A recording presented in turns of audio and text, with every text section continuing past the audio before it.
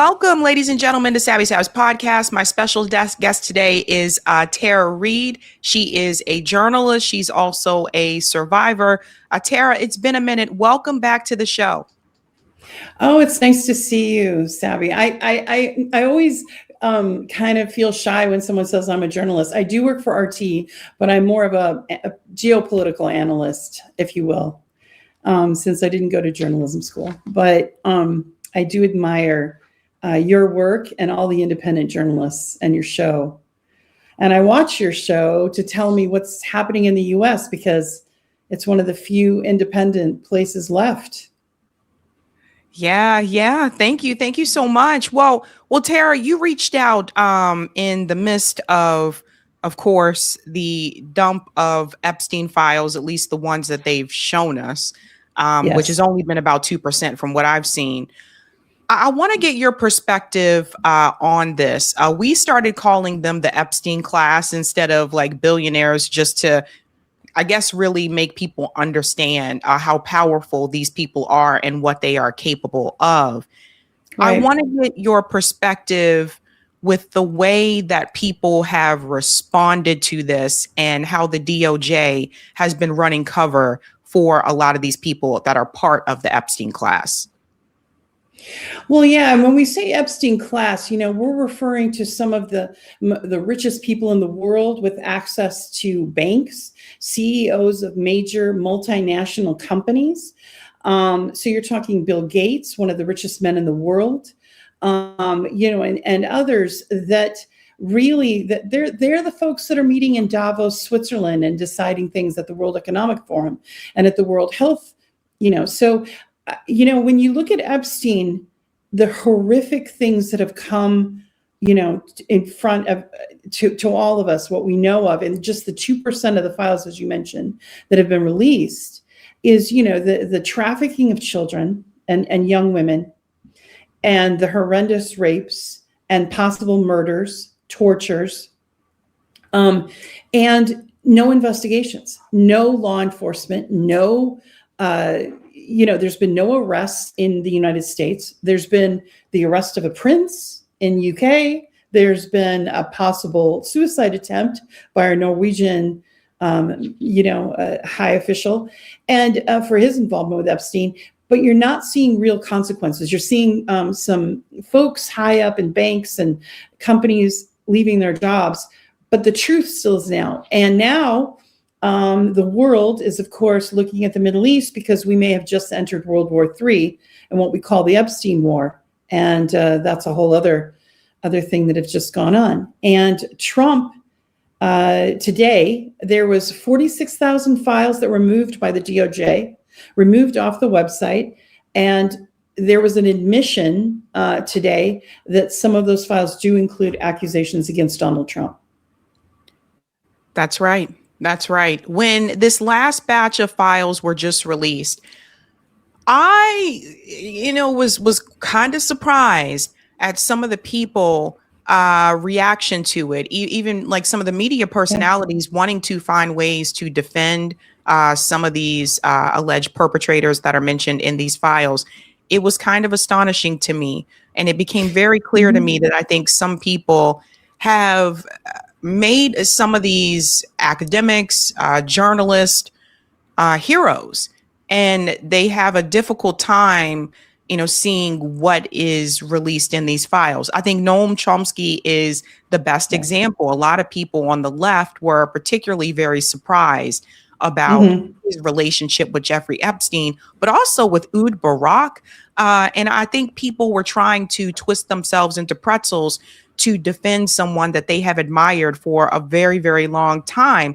And I want to see, how do you feel about that people are willing to try to find in a way to either excuse what someone like Noam Chomsky did, and not just him, but others as well, people running cover for Bill Clinton, Hillary Clinton. How do you feel about that? Because it's very clear to me, I think all of these people knew exactly who Jeffrey Epstein was. Oh, yeah, it's very clear. And in fact, you got that from the Clinton testimony. And here we are again, this distraction that's been manufactured away from the Clintons, who just had to testify. And they both lied through their teeth. I mean, Bill Clinton said they were flight attendants on the plane. That's what he thought the young girls were. Yeah, right. Massaging him. That's what flight attendants do. Okay. Anyway, but back to you addressing your question. Yeah, we talked about, I think I wrote to you also and wrote on X about the hypocrisy that I was seeing. I mean, I admired Noam Chomsky's writings. You know, I read The People's History and have followed him. And it was shocking to know he wasn't just, I mean, his wife and him called Epstein their best friend. So it was a very close relationship. He started talking about kind of fantasizing about going to the island after he was convicted, right? And so this is really, we live in a world where two things can be true at once. He can be an intellectual and have certain views that are, you know, interesting and even groundbreaking, but he can still, on the other hand, be, you know, engaging in illicit or trying to activities or involved with somebody who was, you know, a known pedophile like Jeffrey Epstein. So these two things can coexist in the universe. I kind of went through this hypocrisy with Biden because certain people saw him as the senile old man. Well, when I knew him in the 90s, he was, you know, a grown man with very robust, very, you know, he was bigger than me, very athletic, and had a very different demeanor. He was very clear. So it wasn't the Joe Biden that everyone else knows now, right? So it was a Joe Biden that was very scary. So when I was assaulted by him, that was a frightening experience. And people, again, the hypocrisy was, oh, he's just this nice man. He's so moral. You know what? These politicians, they show you what they want you to see. We don't, and that includes Noam Chomsky. And don't forget Deepak Chopra. I mean, I read some of Deepak's books, right? And he's in the files and doing more than Noam Chomsky. But yeah, I was really shocked by some of the journalists, particularly one whose family members renowned in the trauma field, and still didn't have anything to say about the victims of Epstein, but was all about circling the wagons and protecting Chomsky. And I also, I'm going to call out one name because I liked him so much. I really love Michael Schellenberger's work on the Twitter files. And I was shocked to see him minimizing the Epstein files and saying there wasn't pedophilia. That was shocking to me.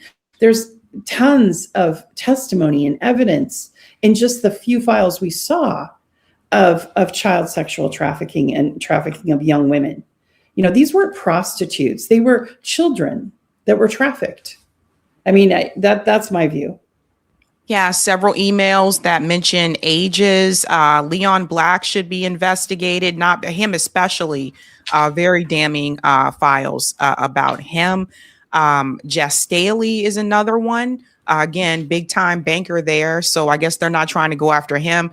Les Wexner, a lot of this does go back to him because he gave Jeffrey Epstein power of attorney, which means Jeffrey Epstein was controlling the money right. and his finances.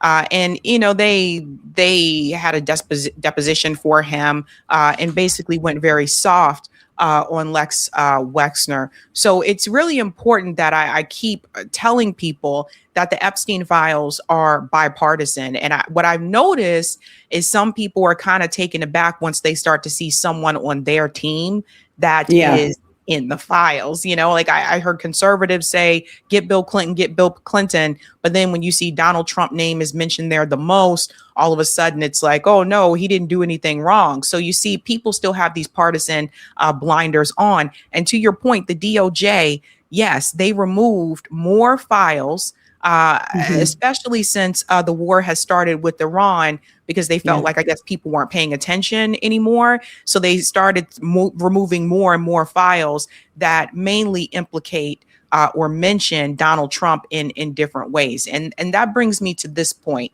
One of the emails that I covered recently, it is a conversation with Jeffrey Epstein and others. The names are redacted.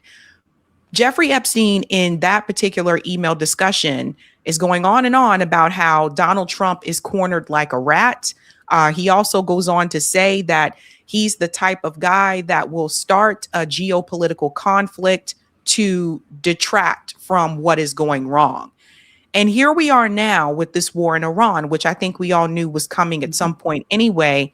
But it's interesting that the U.S. and Israel decide to strike Iran, after people start to get these depositions from Congress. I want to get your take on this. What do you say to those that say that this conflict with Iran is mainly a distraction from the Epstein files? I think there's a lot to that. And in particular, you want to look at the connection to, you mentioned the bankers, to Rothschild family, right? Rothschild, Wexner, all of those. Now, remember, in the Epstein files, Epstein was talking about geopolitical events. He was talking about Ukraine before the Maidan coup in 2014. He was saying, oh, there's a lot of money to be made there. Remember that email? They were talking about COVID with Bill Gates. Leading up to the lockdowns, before COVID ever even happened. So we discovered a lot through the Epstein files and through, of course, WikiLeaks, Assange, who gave up his freedom to release the WikiLeaks emails and all of that. But then you look at this now with Iran. This plan was in place for a while. And one of the theories, I think Whitney Webb kind of did a deep dive on this, but she talked about the fact that Iran and several other countries, all of the ones that the US has attacked, were unwilling to do the cryptocurrency under the one global currency, which is what Rothschild is trying to do. They're trying to get it in a cryptocurrency or an online currency, but under the control of the banks, of the same banks that are in control of the world now. So I don't think it's a far leap to say that this was, like, as Jeffrey Sachs said, this was the seventh country that they wanted to attack, Iran, and they did. The timing is, of course, right when the Clintons get deposed, right when other CEOs like Wexner are about to be held accountable, and there's criminal investigations. And, what else is in the files? There's also been talk about the fact that Melania Trump was introduced to Donald Trump by Epstein. Is this true? I don't know. Is it in the files? We don't know, because there's 3.5 million that still haven't been released.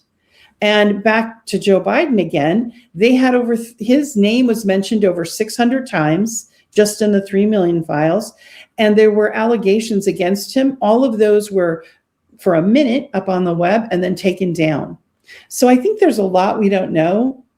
And again, it goes back to a shadow government of a multinational cabal, international cabal, that is actually running the country. And Donald Trump is their puppet, just like Biden, just like Bush, just like Obama, just like Clinton.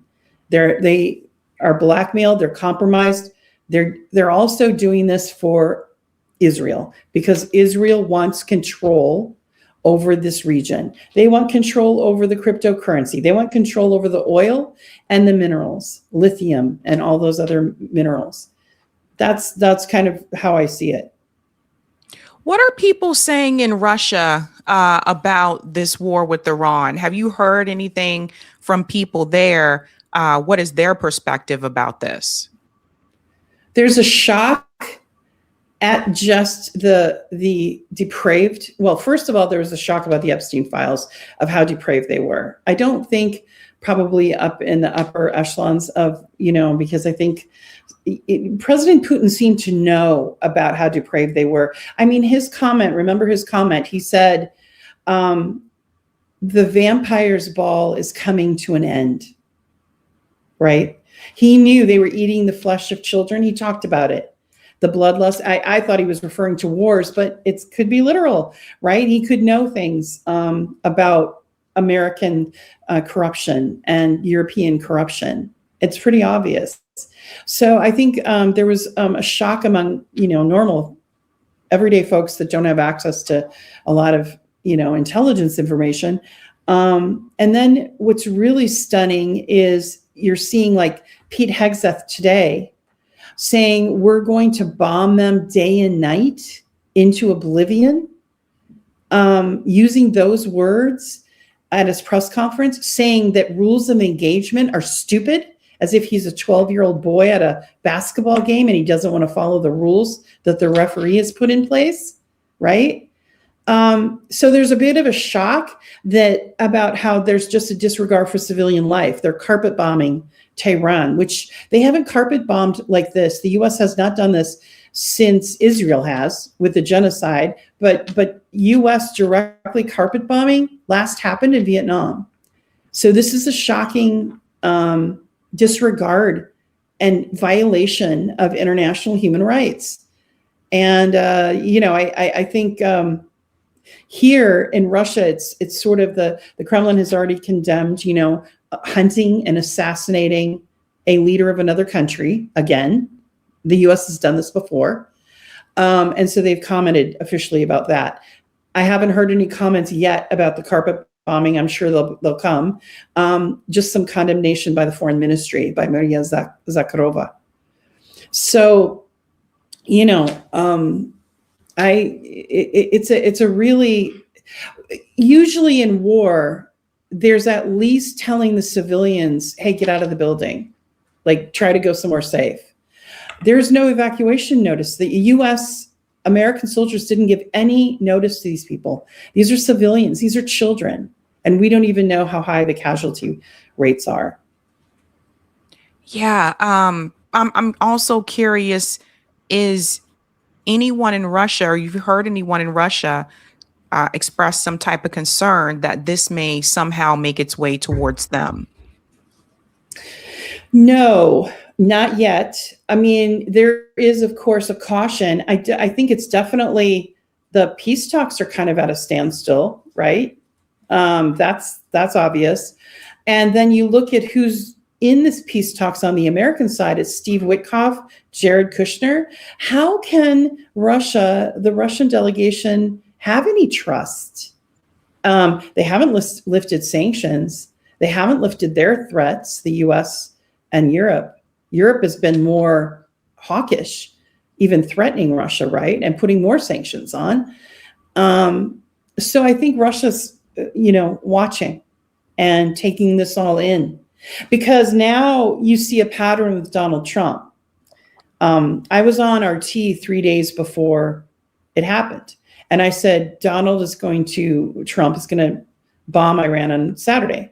And I said that because the market's closed. So the stock market was closed. And also because, of all the military buildup. And he has a habit now of going into negotiations with countries and then attacking. And he did. And this is also, of course, as we were talking about, in the middle of the Epstein files releasing. Yeah. I think we all kind of knew like it was coming at some point.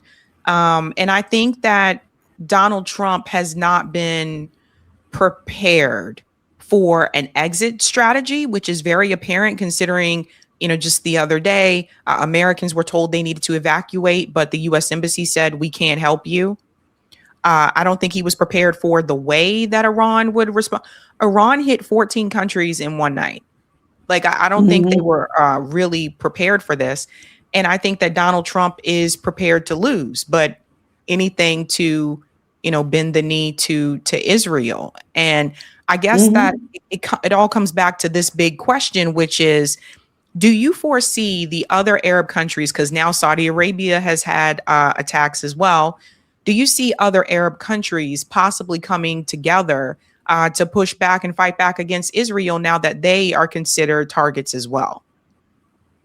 That's a good question. I think that there is nuanced reasons why that may not happen. And it has to do with money. And, like, for instance, Dubai right now is kind of in a spin, because Dubai is the place people go when they don't want to have to pay taxes. That's why you have a lot of influencers there. People from Great Britain, people from America, people from different countries that simply want to live somewhere where they're not paying taxes and it's considered safe. So their whole thing is tourism. And now that's been blown. They're even cracking down and threatening jail to people who try to film what's happening. They don't want that out there. Neither does Abu Dhabi. So Whether they'll take action or not is unclear, because normally Iran is not where they would put their alliance. They would try to be with America or with Europe, all having to do with money, right, and investments and oil. So we'll see how this all plays out, because the UAE did make a statement, I think yesterday, that they were upset that the US didn't do anything to protect the UAE. There was no protection. And another thing that was really remarkable to me, Sabby, that I saw was Huckabee, who, Tucker Carlson interviewed last week, made an announcement that Americans that are there in Israel, they can't help them leave. He said, take a bus. Yep. Take a bus while there's bombing? Gosh. Okay, Yep. Mr. Huckabee. I just think he should step down, but that's my opinion. Well, he was just exposed to the world by the interview with Tucker Carlson, where he said, well, just Israel can take all of it. I don't care. So the Arab nations were not happy about his response there. But again, it's just, he's saying this is the quiet part that other politicians are not willing to say. But they all know that that's a part of the plan, is the greater Israel plan. And Mike Huckabee basically said it out in the open. Well, they can just go ahead and take all of it. But a lot of people know that's what they really want to do. And they may, I don't know, I feel like they may publicly say, well, no, Israel, cannot annex the West Bank or whatever to save face. But behind closed doors, I do believe that they know, and they've already kind of just nodded their head and agreed to go along with the greater Israel plan. I want to question you really quick about that conversation with Tucker Carlson and Mike Huckabee. Of all the people to do that interview, it needed to be him. It needed to be someone that is on the right, like Mike Huckabee, to just expose him for what he really is, and for the U.S. government's alliance with Israel. And Mike Huckabee there got tripped up a number of times, or sometimes couldn't even answer like Tucker Carlson's questions. I wonder, because I know that you've spoken to him before as well, where do you think this shift came from with Tucker Carlson? Do you think it was because of October 7th? Because remember, he used to be pretty, like pro-Israel. But as time has gone on, he's starting to poke the bear more and ask more questions and push back on a number of things. He was the one that revealed that there were Mossad agents that were arrested in Saudi Arabia just recently. So I want to get your perspective about that. What do you think it was for him that made him kind of wake up to, okay, wait a minute, we are basically just bending the knee to whatever Israel wants, and that's a problem? It's been interesting knowing Tucker over these years. I was on his show a total of 3 or 4 times. And one of those times I talked about, the US and NATO involvement war against Russia via Ukraine. And he gave me 3 minutes. This is when he still worked at Fox. And I was able to kind of lay out about the coup, about how it was CIA backed. The US did this. This was the US moving eastward, NATO moving eastward up on Russia's border. These were things that weren't talked about on national television yet. I think I was like, Tulsi was talking about it and I was talking about it. And then right after that, like I think 3 weeks later, he was fired. And then he started his own thing. And when I saw him in Moscow, he came to Moscow and interviewed me. I said off camera, I really don't like this genocide. And he said, you posted about that? And I said, yes, it's a genocide. It's wrong, killing, And he said, wow, because he hadn't said anything at that point. And he was nodding and listening. And then I think a lot of other people started talking to him, like Ron Paul and other geopolitical analysts, and he was listening to Tulsi Gabbard. And I think he and Megyn Kelly have kind of come slowly around to realizing, oh, wow, AIPAC, they should be a registered foreign agent. They own 90% of the Congress. Plus, he's been to the Middle East so many times. I think he saw it over the years. And he saw the mess of Iraq and felt like he was wrong when he first came out about Iraq and then changed his mind. So he's a very interesting person who's very curious about the world. And to his credit, he'll admit himself wrong, and he won't try to blame anyone else. He'll just say, you know what, I had that wrong. I want to look at this differently. And so I'm really impressed with him, because I even have a hard time admitting when I'm wrong. So, he's a very public figure with a huge following, and when he does, it's like, okay, yeah, like your views can change and evolve as you learn more information, right? And yeah, go ahead. I was going to say, you mentioned Megyn Kelly, and I got to bring this up. She, out of all the people, tried to find a way to run excuses for Jeffrey Epstein. It was very strange to me that it came from her, of all people. Yeah. Where is that coming from? I don't know. A lot of these people, well, it's just like even Tucker's friends with some of these people. So it's been hard for him. I'm sure he's been ostracized and probably lost friendships over his stances on things, which is brave, because you lose ties with people and access to people that have information and things like that when you take a certain stance. But Megyn Kelly was really minimizing, even calling them, and she just has a different view. It's kind of like right now she's criticizing the war in Iran, very much so, having Glenn Greenwald on her show. So she's like all in that. But for whatever reason with Epstein, she's just not there. I don't know what that is. Her friendship with Dershowitz? I don't know. Yeah, it's very, and I look at it this way. She was bringing up the whole age factor, right? So to me, a 15-year-old is still a child. They're underage. Gross. Yeah, they legally are a child, and she's a lawyer. She should know that. I think I tweeted that. She didn't respond, but I'm sure it made her mad. Whatever. But like we can all agree to disagree. But that's a big thing, because it really minimizes the fact that these women were children. They're women now because they're older, but at the time they were children. You're right. And anyone in my opinion, under 18 is a child, right? And I think it was Michael Tracy, who's like so gross. He was talking about the age of consent and all that stuff, because I frankly, I'm just going to say it. I think I've met him. He's so creepy. I think he's got some issues and around women. So I wouldn't be surprised if he hears stuff about Michael Tracy later, but like, he's really adamant about going after survivors of any sexual assault, any case. It's, so you have some journalists out there that are really gross about the age of consent. And let's just put it, if you're under 18, that's a child.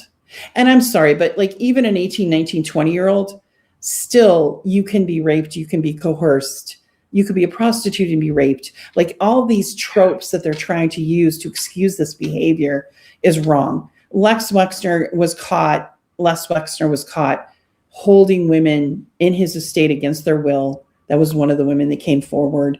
I mean, these are horrific cases. And I think we were only scraping the surface of how horrific.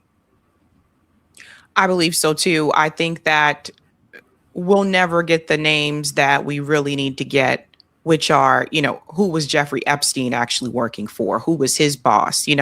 And Whitney Webb has talked about him being intelligence, Mossad, etc. Mm-hmm. But who was the person, right, that he was answering to? And we'll never find out that information. The head of the state. Yeah, well, Les Wexner funded him. I mean, you follow the money, and he funded him a lot. But there was others that did. There were governments that did, whole governments. But they had him like funded in weird ways. And this is where it gets really kind of scary. And again, we go back to the Rothschilds, right? He says he works for the Rothschilds. I think he worked for different intelligence agencies, Mossad, CIA, probably the Five Eyes. He was a contractor. He probably worked for several of them and made money. And but he himself in the emails talked about the connection to Rothschilds, and they have an anti-human plan. I mean, what this small elite group want to do, and you can read it if you read the World Economic Forum. I think one of the people there had to resign because of Epstein. If you read it, you'll see that their plan is to get rid of a third of the population and basically have the rest working for them and enjoy the planet. They want less people. We've been trying to tell people, look at the Rothschilds, like one of the most powerful families. I mean, and when you talk about Israel, they're the ones that, from what I understand, they're the ones that authored that Balfour Doctrine that, started this Zionist project to begin with anyway. And also, speaking of the Rothschilds, Bill Clinton testified. He said that he was friends with the Rothschilds. Yeah. He talked about it openly. I think he's in a place too where he's accidentally telling the truth. That's why his lawyer kept pulling the pictures away from him, because he looked like he was going down memory lane. He was smiling. Yeah, that was odd. That was strange to watch. Yeah, very, very much so. And I think there's a number of things that they didn't want him to say during that testimony because they kept telling him, you don't have to answer that. You don't have to answer that. Very, very sad, very strange things going on. What do you think is happening with Donald Trump? I feel like I'm also starting to see signs of dementia with him. I'm starting to see similarities. Yeah, between what like with Joe Biden and the way that Donald Trump is behaving now. But that being said, like, how do you feel about the people who are saying that this isn't what they voted for, that he promised no new wars? I quickly just point to his first presidency. I point to the money. I always tell people follow the money. Like Miriam Adelson didn't give him millions of dollars for nothing. You know what I mean? So it's just, how do you feel about people that feel like they were betrayed by Donald Trump and also Tulsi Gabbard? Yeah, Tulsi came out and said something against this action in Iran. It's almost like she's de facto. She has no power or say. It'll be interesting to see if she resigns or not. I don't know. JD Vance was against the war, apparently, but those were the only two. Marco Rubio was all for the Iran thing. And so, of course, Hegseth, he's like a 12-year-old boy wanting to, beat up somebody. And then I think it was Tim Burchett that made the joke about Lindsey Graham, that he never saw a fist fight he didn't want to bring a bomb to. So, he's all with his bloodlust. So, yeah, you had some people against this action. But going back to Trump, I wanted to go back to something you were saying about the dementia. If you watch his gait, it's off. Like the way he's walking, there's certain signs of senility and dementia that he's starting to show, that I think he started to show a few months ago. So I just don't know how much power he has, or if this is the hawks around him, like Lindsey Graham and some of the shadow government that's pushing him in this direction. And he's just going with it, because his numbers are down. They're down to nothing. Right? They're down to, I think, 40% approval or less. That's down. That's like in the Biden range. Yeah, it's really bad for him. What would you say to people about, Russia and where they stand in all these matters that are happening? I think a lot of Americans have been propagandized about Russia, just like they were about Iran. If you were talking to someone that did not know much about Russia and this conflict with Russia and Ukraine, what would you tell people? What does Russia actually want? Well, actually, I kind of want to go back to the people who are upset with him that are MAGA. I see them on my feed. They're actually still supporting me, some of them. And I forgot to mention Marjorie Taylor Greene, who's been very vocal and resigned from Congress. So you have these America First people that are still that are out there, but then you have some MAGA folks that are like trying to, basically give an excuse for Donald Trump, or say this is a good thing, or just trying to say, if you don't like this thing you're doing with Iran, then you're unpatriotic, or you're an anti-Semite if you don't want to save Israel and all that bullshit. So you have some of the people still in the political cult, but then you have those America First people that really are upset. And what I would say is like, okay, folks, now look at what's happening with Iran and all this information, all this, like, I'm going to be the peace president. And then he gets us into another war. And then now look at Russia and all the propaganda around that. Tulsi Gabbard had released that Russiagate is not real. that it was a fraud. Steele dossier is a fraud. All of that is documented now and fact. So who is Russia then? Russia is a beautiful country. I mean, like before I came here, I didn't know what it was like. I was propagandized as well. I didn't like the way Russia was vilified, but I thought it was for the military industrial complex. That's how, they try to vilify a country and make it the enemy. Like right now it's Iran, before it was Russia. And here, I have to tell you, I have a really good life. I'm free to do what I want. I work for RT. I'm a geopolitical analyst. I'm in my sphere. I'm never censored, never. And no one tells me what to say or what not to say. I have a really good economic state here. You have a very thriving middle class. And I see ignorant comments on social media to me that, oh, it's communist. Russia's not communist, it's capitalist. And it's in the new part of capitalism. So it's kind of got some of the socialists, like for instance, medical care is free. I just went in and had a scan, right? I didn't pay a dime. It's free. I'm a Russian citizen now. I can get blood tests, scans, MRIs. It's all free. When I had a leg, I had fallen. I had to have an operation on my knee. It cost me at the end of all of it, $200 out of pocket for some meds. So you have a very sophisticated, really good medical system. The doctors talk with you. It's really fast. You're not waiting for hours. And I'll share something with you. My brother has cancer right now in the United States, and he got a scan. This is just a scan. It was $24,000, Sabby. His copay is $6,000. So he's facing surgery, and he put off the surgery because he can't afford it.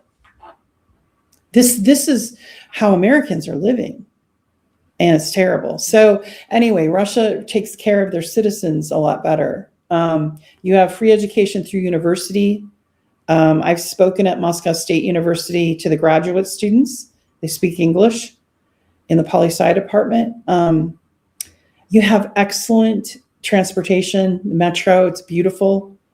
Moscow's probably, and I've been to a lot of places in the world, and it's one of the most beautiful cities I've ever been in. It's, and the surrounding areas like Sochi, Vladivostok is across the country, but I mean, Russia's beautiful. It's amazing. And the people are very warm and very welcoming and compassionate. Something you will not hear on Western corporate media. I think they're starting to see the videos, though. I think they can't hide it anymore because you have people now, if you moving here, like I was one of several people to get my passport, but you have people moving from Europe that are seeking a better life. So it's not even just about the family values, which some of it is. It's about a better economic life. People can afford to buy a home here and buy a car, young people. Wow. Tara Reade, thank you so much for your time. I know you do have a new podcast. Where can people watch that?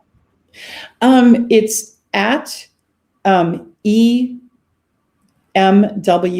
and then _ podcast. So East Meets West podcast. And I'm on there with Olga Bodeman, who is my co-host. And we're talking about geopolitical issues and all kinds of things. And it would be great for people to come follow us and check us out. We just had an Iranian woman on who was an international relations specialist. And she works for Press TV. And she was on while her studio was getting bombed. It was amazing. And she sat and did the interview. A really brave woman. So check us out. All right, guys, make sure you check out Tara's new podcast. And Tara, thank you so much for coming on. It was so nice to see you, Sabby. Take good care. Hey, guys, this was a Sabby clip. If you like what you saw, hit that like button and subscribe.